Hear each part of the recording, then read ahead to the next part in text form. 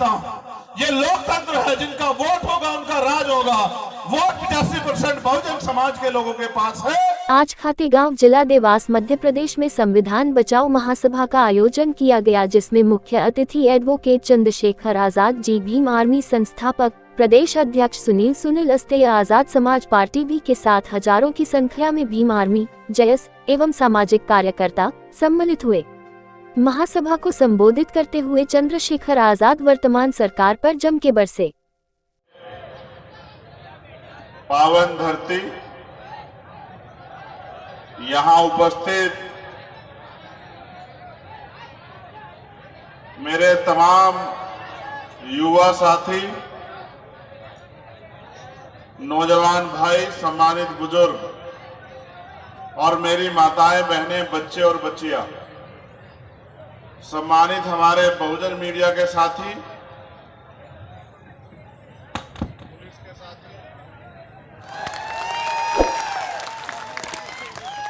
कोई तो बात होगी। तो फिर मैं दोबारा कहता हूं कि पुलिस के हमारे सम्मानित साथी, इस मंच पर उपस्थित भीम आर्मी के विधानसभा, जिला, मंडल, प्रदेश कमेटी के सभी सम्मानित साथी, हमारे नेतागण और आजाद समाज पार्टी के सभी सम्मानित साथी, सभी पदाधिकारी, सभी नेतागण, मिशन 78 के हमारे सभी कर्मचारी, सम्मानित नेतागण और इस मंच पर उपस्थित सम्मानित भंते जी, मैं एक आग्रह आपसे चाहता हूं। ये पगड़ी आप लोगों ने मुझे पहनाई है, मगर मैं इस पगड़ी को किसी को सौंपना चाहता हूं आज, अगर आप इजाजत दें तो। आरती यहां हो बेटा, यहां हो।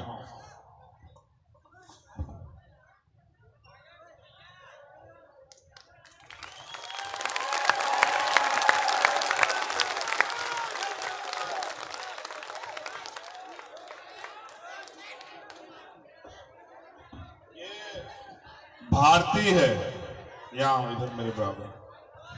क्या आप इसे जानते हैं? मैं पूरे देश में घूमता हूं और बहुत बहादुर बहनों से मिलता हूं, ये उनमें से एक है। मैंने अन्याय के आगे बहुत सारे लोगों को झुकते हुए, टूटते हुए देखा है, कमजोर पड़ते हुए देखा है, लेकिन अन्याय के खिलाफ लड़ते हुए बेटी होकर मैंने भारती को बहादुर वीरांगना के रूप में देखा लड़ते हुए, खातेगांव से भोपाल तक। तो इसलिए मैंने इस पगड़ी को इसको सौंप दिया। एक कर्ज इसका भी उधार है, क्योंकि इस सरकार में वो कर्ज नहीं उतार पाए। हमने जोर लगा के संघर्ष करके सीबीआई जांच की तो मांग पूरी करवा दी, लेकिन न्याय नहीं मिला, जहां तक मैं जानता। क्योंकि जिनके खिलाफ सीबीआई की जांच हो रही है, जो करवा रहे, सरकार भी उनकी, सीबीआई भी उनकी और अपराधी भी उनका। तो मैं एक वचन देते हुए उससे जरूर कहूंगा कि मेरी बहन, याद रखना, जिस दिन ताकत हमारे हाथ में होगी, ऐसे गुंडों का ऐसा इलाज करेंगे, उनकी कई पीढ़ियां याद रखें, किसी तरफ मांग उठाते। बैठ जा। जब तो वो दर्द मेरे याद आता है नेमावर में, आपका वो उत्साह भी, जिस उत्साह से आप नेमावर गए थे, लाखों की संख्या में, जैसे आज आप पहुंचे। लेकिन नेमावर में जो दर्द मैंने जाके उस दिन भारती और इससे जो बड़े भाई है उनसे सुना था, जो अन्याय इनके साथ हुआ, मेरी आंखों में आज भी वो दर्द ताजा हो जाता है जब मैं भारती को देखता हूं। और भारती जैसी हजारों बहनें, चाहे वो मध्य प्रदेश हो या भारत का कोई और कोना, उसमें इस उम्मीद से बैठे हुए हैं कि कभी तो उनको न्याय मिलेगा। मैं अपनी बात को शुरू करते हुए बहुजन समाज में समय समय पर जन्मे सभी संतों, गुरुओं, महापुरुषों को नमन करता हूं। बाबू शिवदयाल चौरसिया, चौधरी चरण सिंह जी, सर छोटू राम, विश्व रत्न डॉक्टर बाबा साहब अंबेडकर, तांत्या भील, डॉक्टर एपीजे अब्दुल कलाम साहब, मान्यवर दीना भाना वाल्मीकि साहब और मेरे गुरु, मेरे आदर्श मान्यवर साहब काशीराम जी को भी आज खातेगांव की धरती से नमन करता हूं। और सबसे ज्यादा धन्यवाद आज मैं दूंगा हमारे वॉलंटियर साथियों का। मैं उनको देख रहा हूं कि किस तरह से वो पूरी व्यवस्था को मेंटेन कर रहे हैं। ये है तो उम्र में छोटे छोटे, लेकिन काम बहुत बड़ा बड़ा कर रहे हैं। इनको बहुत बहुत बधाई। जिस तरह से आज तुम अपनी सभा को अनुशासनात्मक करने का प्रयास कर रहे हो, इसी तरह से आपके आंदोलन से जो नेता तैयार होगा वो समाज को आगे बढ़ाने का काम करेगा, अपने पैरों पर खड़ा करने का काम करेगा, ऐसा मेरा विश्वास है। मेरे पास जब भी मैं मध्य प्रदेश आता हूं हमेशा बहुत सारे कागज आते हैं। जिस भी जिले में जाता हूं उसी जिले से कागज आते हैं और वो सारे कागज किसी ना किसी अन्याय के होते हैं कि अन्याय हुआ और अन्याय करने वाला खुलेआम घूम रहा है और पीड़ित लोग थाने कचहरी के चक्कर काट रहे हैं। का अन्याय, एक अन्याय वो जहां हमारे साथियों को अपमान सहना पड़ा, उनके साथ मारपीट हुई, उनकी मूछें उखाड़ ली गई, और एक अन्याय नेमावर का। ये दोनों अन्याय मैंने अपने सीने में दर्ज किए, डायरी में दर्ज नहीं किए, क्योंकि हम लोग स्वाभिमान सम्मान के आंदोलन को, उस आजादी से पहले हमारे महापुरुषों ने अपने जीवन का एक एक पल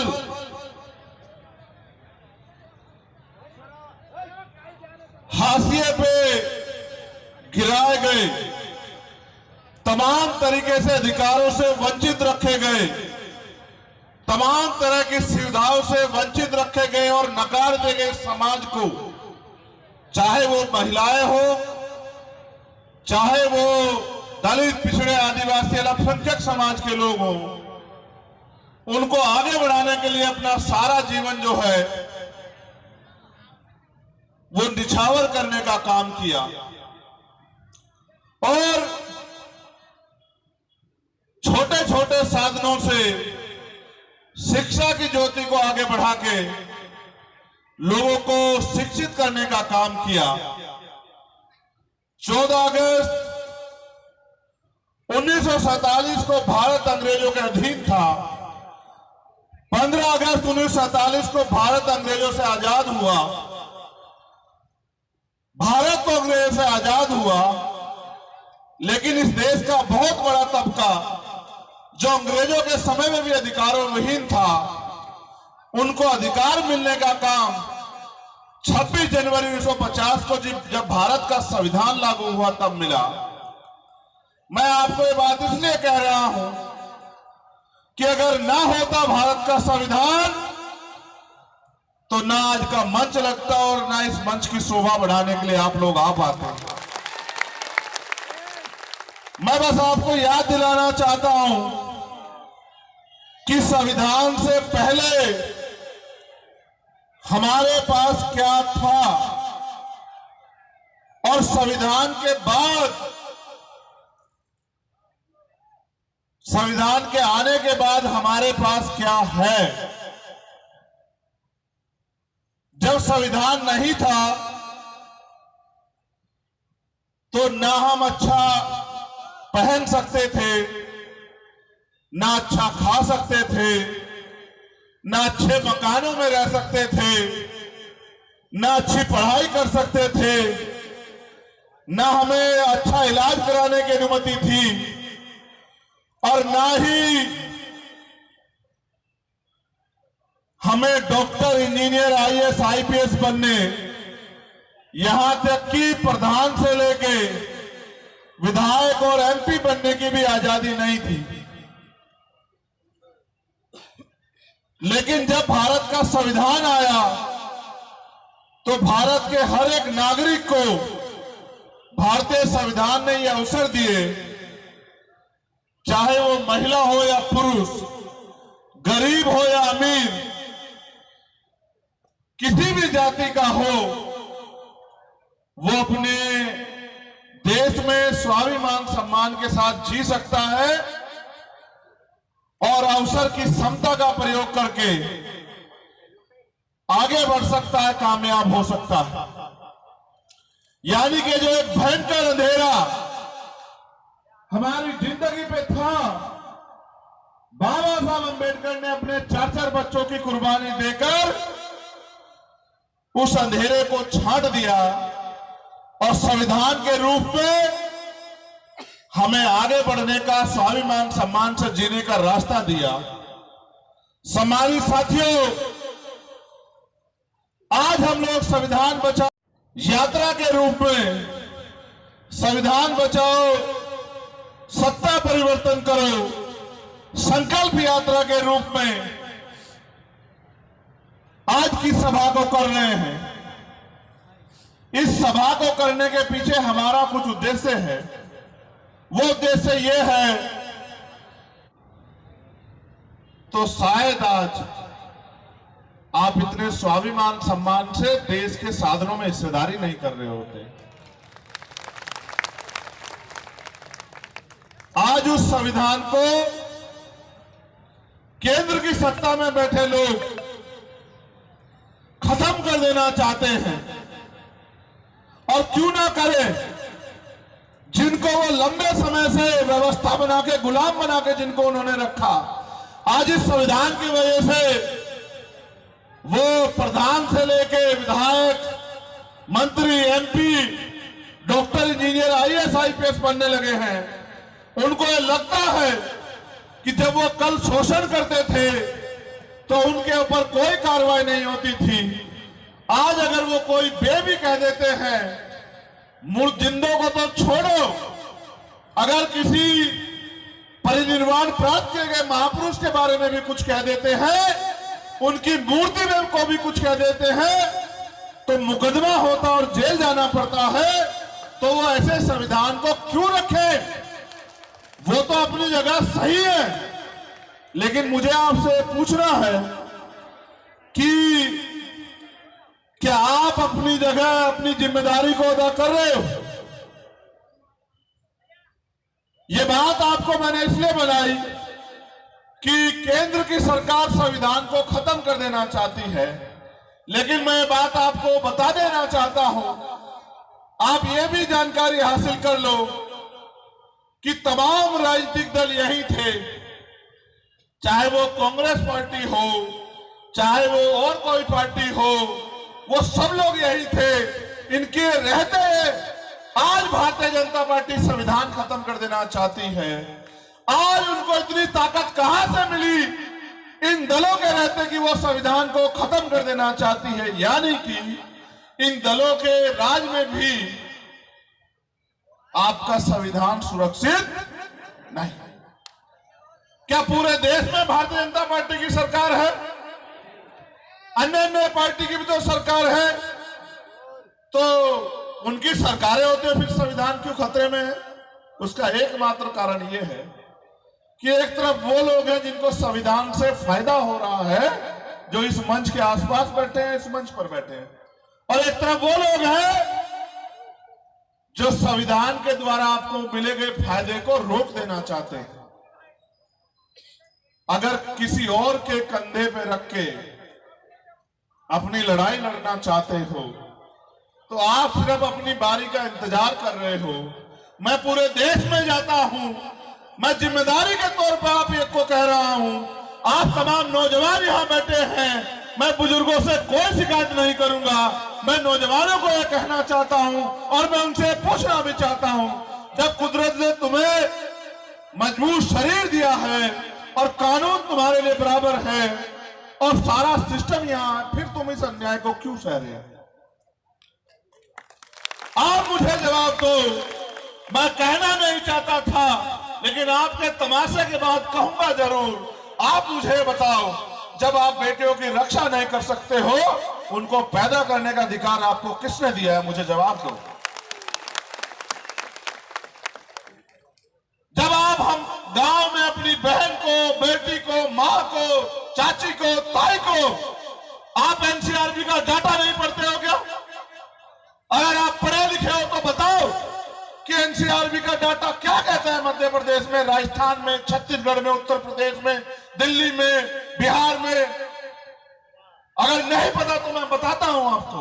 वो ये डाटा ये कहता है कि हर साल हजारों महिलाओं के साथ रेप हत्याएं होती। आप कभी उस डाटे को डीपली चेक करके देखना तो आपको पता लगेगा कि 100 में से 95 बच्चियां बहनें आपके समाज की निकलेगी, मेरे बहुजन समाज के लोगों। इस बात को याद रखना। अब चाहे इस बात पे ताली बजा लो और चाहे इस बात पे सर झुका के रो लो कि चाहे मूछें कितनी बड़ी रख लो, कपड़े कितने सुंदर पहन लो, गाड़ी कितनी बड़ी में घूम लो, अगर घर की सम्मान, बहन बेटी की रक्षा नहीं कर सकते हो तो तुम्हें बहादुर भाई कहलाने का कोई अधिकार नहीं।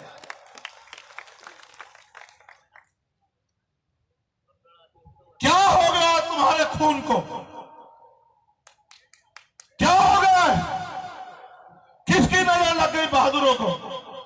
एक वो समय था कि एक खाते गांव की धरती हम आदिवासियों के नाम से जानी जाती थी। एक वो समय था कि यहां हमारे वीर उनके शौर्य के आगे बड़े से बड़े जालिम घुटने टेक देते थे। आज एक ऐसा समय है कि हमारे 5-5 परिवार के लोगों को जमीन में गाड़ दिया जाता और हम रो भी नहीं पाते। क्या हो गया?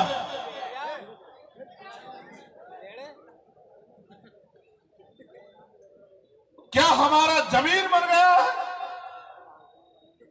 क्या हम कमजोर हो गए हैं? क्या हम विकलांग हो गए हैं? या फिर हम गैर जिम्मेदार हो गए हैं?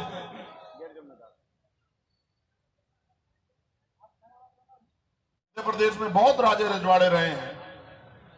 तलवारों के दम पे राज लिया जाता था, युद्ध होते थे, हजारों लोग मर जाते थे, जमीन रक्त रंजित हो जाती थी। आज बाबा साहब अम्बेडकर उनके साथियों के प्रयास से आज लोकतंत्र है। ना तलवार चलानी है, ना भाला उठाना, ना घोड़े पे बैठना है, ना रक्त बहेगा, ना कोई मुसीबत आएगी। बस आपको अपनी वोट का सही प्रयोग करना है। अंगूठे से आपकी लड़ाई जीती जाती है। जब आप तलवारों के दम पे नहीं हारे, जब तलवारों से युद्ध होते थे, भीमा कोरेगांव इसका उदाहरण है। आज आपको क्या हुआ कि आप अपने अंगूठे से ताकत नहीं बना पा रहे हो? कहीं ना कहीं मुझे ऐसा लगता है कि आपके समाज हित के आगे आपका व्यक्तिगत हित जो है, आपकी छोटी मोटी सुख सुविधाएं, थोड़े बहुत पैसे आपके समाज हित के आगे बड़े हो गए हैं। वरना वो समाज जो अपना इतिहास भूल गया है आज, जिसको सदियों अभी मोहन भागवत ने कहा, मैं धन्यवाद करता हूं उनका, उन्होंने कहा, कब कहा? जब हमने कहा कि हम संविधान बचाओ यात्रा चला के भारतीय जनता पार्टी केंद्र की सरकार को और मध्य प्रदेश में भी भारतीय जनता पार्टी की सरकार को जमी दज करने का काम करेंगे, हम इनको सबक सिखाएंगे। तब संघ प्रमुख मोहन भागवत ने कहा कि 2000 साल तक हमने इनको जानवरों जैसा जीवन जीने के लिए मजबूर किया। अभी आरक्षण खत्म नहीं होना चाहिए, 200 साल आरक्षण रहना चाहिए। मैं ये कहना चाहता हूं, ये लोकतंत्र है। जिनका वोट होगा उनका राज होगा। वोट 85% बहुजन समाज के लोगों के पास है। वो कौन होते हैं हमें आरक्षण देने वाले? हम हैं। हम अपनी ताकत बना के, अपनी सत्ता बना के, अपनी हुकूमत बना के देने वाली चाबी कलम अपने हाथ में ले, देने का काम हमारा है, उनका काम नहीं है। लेकिन इस लोकतंत्र में जहां आपके पास ताकत होनी चाहिए थी, आज हालात देखो क्या है। अगर कोई बौद्ध धर्म को मानने वाला भंता जी यहां बैठे हैं, बुद्ध विहार में प्रार्थना कर रहा हो तो कोई आके बुद्ध विहार पे हमला कर देता है। बुद्ध वंदना करा रहा हो तुम भगवान बुद्ध की तस्वीरों को उठा के फेंक देते हैं, मुकदमे दर्ज हो जाते हैं। अगर कोई इस्लाम को मानने वाला अपनी मस्जिद में अजान पढ़ रहा हो तो उस मस्जिद पर जाके किसी दूसरे धर्म का मजहब का झंडा लगा देते हैं, उसकी दाढ़ी पकड़ के उसको कहते हैं कि इस धर्म का नारा लगाओ वरना पीटेंगे। अगर जिनकी संस्कृति रही है, जो इस देश का मूल निवासी हमारा आदिवासी समाज, मैं जब यहां बैठा मुझे बताया जा रहा था कि ये उनकी धरती है, लेकिन यहां जो उनकी संस्कृति थी, एक कुल देवी जिसको बनाया उन्होंने, यहां जिसको उन्होंने स्थापित किया, उनसे छीन के और यहां आप अपनी ताकत को नहीं समझ रहे हैं। वो आज के समय में जब वोट की शक्ति आपके पास है, दुश्मन बड़ा तेज है, और राजनीतिक रूप से जो कह रहा हूं उस पर गौर करो। दुश्मन ये कहता है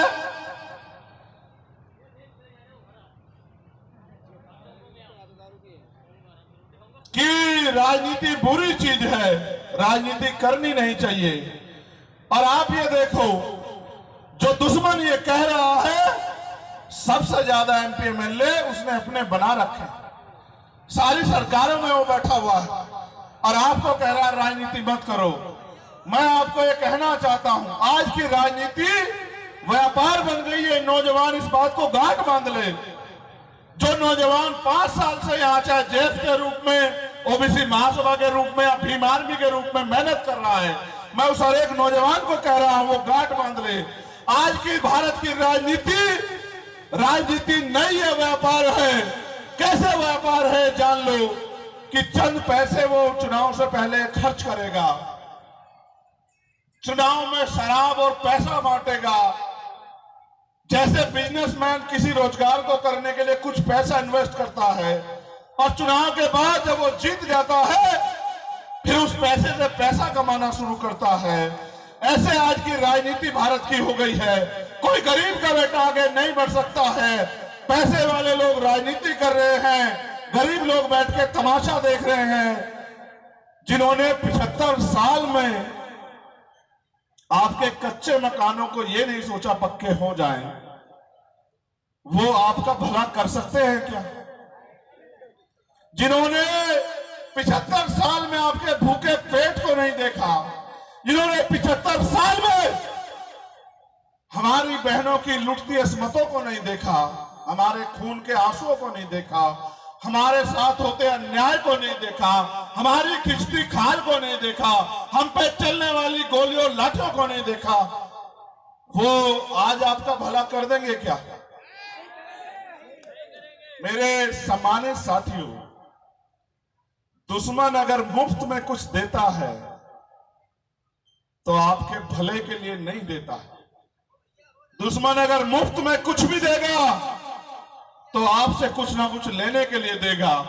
आज चुनाव करीब आ गया है, सरकार बड़ी बड़ी घोषणाएं कर रही है। मैं पूछना चाहता हूं हमारे मामा मुख्यमंत्री जी को कि पिछले 4.5 साल से आप कहां थे?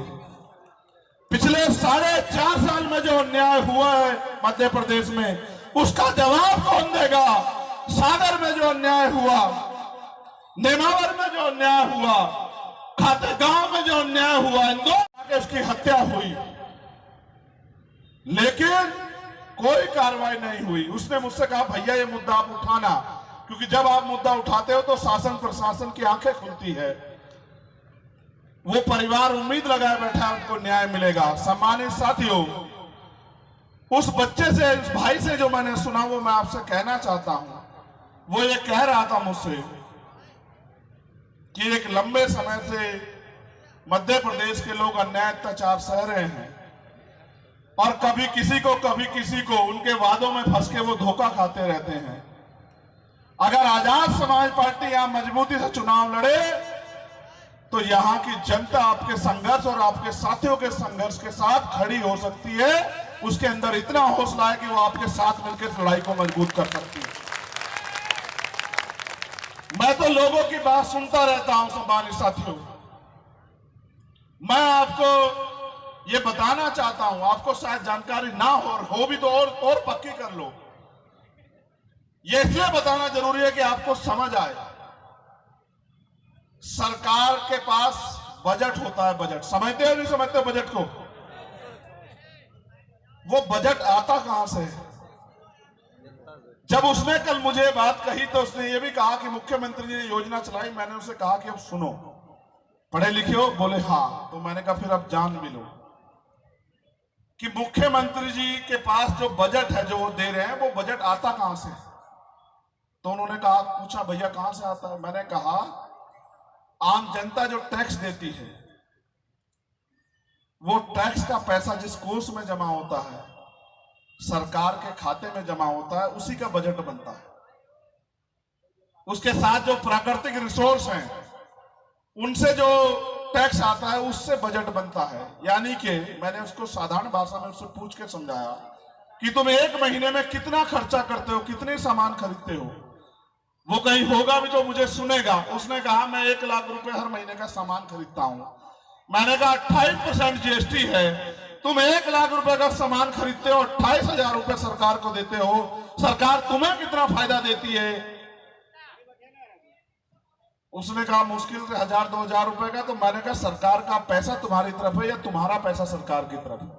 तो कह रहा ऐसे तो मेरा बहुत सारा पैसा सरकार की तरफ जा रहा है। तो मैंने उसे यही समझाया मेरे भाई कि माचिस की सीख से लेके और बाल काले करने वाले कलर से लेके चश्मा, चप्पल, जूते, हर एक चीज पे टैक्स है। यहां तक कि जो झंडा आपने बनाया उस पर भी टैक्स है। ये टेंट आपने खरीदा, इस पे भी टैक्स है। जो किराया आप देते हो उस पे भी टैक्स है। जो गैस आप खरीदते हो उस पे भी टैक्स है। पेट्रोल, डीजल, सब पे टैक्स है। और तो और आज तो ऐसी सरकार केंद्र में बैठी है जिसने दूध पे, दही पे भी टैक्स लगा दिया, खाने के पीने के सामानों पे भी टैक्स लगा दिया। मैंने उसको और गंभीरता से समझाया। मैंने कहा छोड़ो, तुम तो बड़े हो, नौजवान हो। अगर कल किसी बच्चे ने जन्म लिया, उसके लिए जो दवाई आएगी उस पे टैक्स है, उसके लिए जो डायपर आएगा उस पे टैक्स है, उसके लिए दूध आएगा उस पे टैक्स है, उसके लिए कुछ भी आएगा, कोई कपड़ा, सब पे टैक्स है। यानी कि जो भारत में पैदा हो गया, बहुत नहीं को बहुत कुछ दे नहीं रही है। तो मैंने उसको समझाया कि जनता के पैसे को जनता को वापस लौटाना यही सरकार का काम है। सरकार ने उसकी तरफ आंख ही नहीं की, या फिर सरकार ने सोचा ही नहीं कि भाई इसको भी पक्के मकान की जरूरत है, बारिश आएगी इसको भी तकलीफ होगी, कीड़ा काटा कोई इसके घर में भी नुकसान पहुंचा सकता है। इसलिए मैं आपको कहना चाहता हूं, मैंने तो ये भी कहा अगर हमारे आदिवासी साथी तैयार हो जाए तो पहला मुख्यमंत्री मध्य प्रदेश में आदिवासी समाज का हम लोग बनाने का काम करेंगे। मैंने यही भी कहा। लेकिन अब आप ये सोचो, हमारे आदिवासी भाई कहते हैं कि भाई आज अनुसूची 5 का वो लागू नहीं हो रही है, हमारे जल जंगल जमीन पे हकमारी हो रही है। भाई जब राज आपका नहीं होगा तो हकमारी तो होगी। मैं तो आपसे कह रहा हूं आगे बढ़ो। जब आप ये सोचो कि जब आदिवासी समाज का मुख्यमंत्री होगा तो क्या किसी आदिवासी परिवार की जमीन को छीन लेगा? आप मुझे बताओ पूरी जिम्मेदारी। तो ये तो आपको तय करना है कि 4.5 साल रोना है या 6 महीने संघर्ष करके अपनी ताकत बनानी है, या उन नेताओं का फिर से भरोसा करके उनके पीछे पीछे खड़े रहना। ये तो आपको तय करना है। इसलिए जब आपने सभा बुलाई तो मेरा ये फर्ज बनता है कि मैं आपको समझा के तैयार करूं कि आगे की लड़ाई किस तरह लड़नी है। इसलिए मैं आपसे कहना चाहता हूं कि पिछले 5 साल से ज्यादा समय से भीम आर्मी के नौजवान अन्याय अत्याचार के खिलाफ सड़कों पर संघर्ष कर रहे हैं। अब उन्हें संघर्ष करने से वो न्याय दिला सकते हैं, लेकिन अगर समाज को आगे बढ़ाना है, धार्मिक तौर पे जो अन्याय हो रहा है उसको रोकना है, अपने भाइयों को सुरक्षा का माहौल देना है, अपनी बहनों को सुरक्षा का माहौल देना है, तो राजनीतिक शक्ति अपने हाथ में लेनी पड़ेगी। इसलिए अब जब अवसर मिलेगा तो आजाद समाज पार्टी के प्रत्याशी को आप लोग जिताने का काम करना और केतली के चुनाव निशान पर ईवीएम का बटन दबाने का काम करना और अपने एक एक वोट को आजाद समाज पार्टी को देके अपने बीच के व्यक्ति को विधानसभा में आपकी समस्याओं के लिए आवाज उठाने का मौका देना। एक समस्या यहां मेरे सामने किसने भेजी है, ये गांव है बमन गांव, जहां शासकीय ट्यूबवेल से पानी पीने भरने देने के संबंध में एक घटना है। मैं प्रशासन से कहना चाहूंगा, पुलिस के साथियों से, कि इस घटना का संज्ञान ले लें और उस परिवारों की मदद करें। वहां के कुछ अपराधी किस्म के लोग वहां से दलित समाज के लोगों को पीने का पानी नहीं लेने दे रहे हैं, ऐसी समस्या मेरे सामने आई। तो मैं पुनः अपने वॉलंटियर साथियों का, अपने भीम आर्मी आजाद समाज पार्टी के सभी सम्मानित नेतागणों का, कार्यकर्ताओं का, पदाधिकारियों का और यहां इतने बड़े पैमाने पर आए बहुजन समाज के वफादार योद्धाओं का, बहादुर ईमानदार संघर्षशील योद्धाओं का धन्यवाद स्वागत करता हूं। और सबसे ज्यादा धन्यवाद देता हूं माताओं बहनों का कि वो लंबे समय से यहां बैठ के इंतजार कर रहे हैं। मेरा ये वादा है आपसे कि थोड़ा सा समय लगेगा आप लोगों की जिंदगी से जो अंधेरा निकालने के लिए, चाहे वो गरीबी के रूप में हो, चाहे वो शोषण के रूप में हो, चाहे जुल्म जाति के रूप में हो, चाहे अपमान के रूप में हो। मेरे पीठ पे जो गोली चली थी उस जख्म को मैं भूल गया हूं, लेकिन जो दर्द मैं रोज आपके दर्द के रूप में सहता हूं, देखता हूं, वो दर्द मेरा ताजा है। इसलिए जब तक आपकी जिंदगी में सम्मान, स्वाभिमान, बंधुत्व, भाईचारे और अवसर का सवेरा नहीं आता, तब तक हमारा संघर्ष जारी रहेगा। बहुत बहुत धन्यवाद। जय भीम, जय भारत, जय मंडल, जय जोहार, भारतीय संविधान जिंदाबाद। हमारी छोटी बहन ने एक आग्रह मुझसे लैपटॉप के लिए, किराए के लिए और उन बच्चों की किताबों के लिए किया था। मैं आपसे, आपके समक्ष ये वादा करता हूं कि इसी महीने उसके लैपटॉप का वादा हम लोग पूरा कर देंगे। ये तो एक बहन का वादा है, मैं तो आपसे भी कह रहा हूं,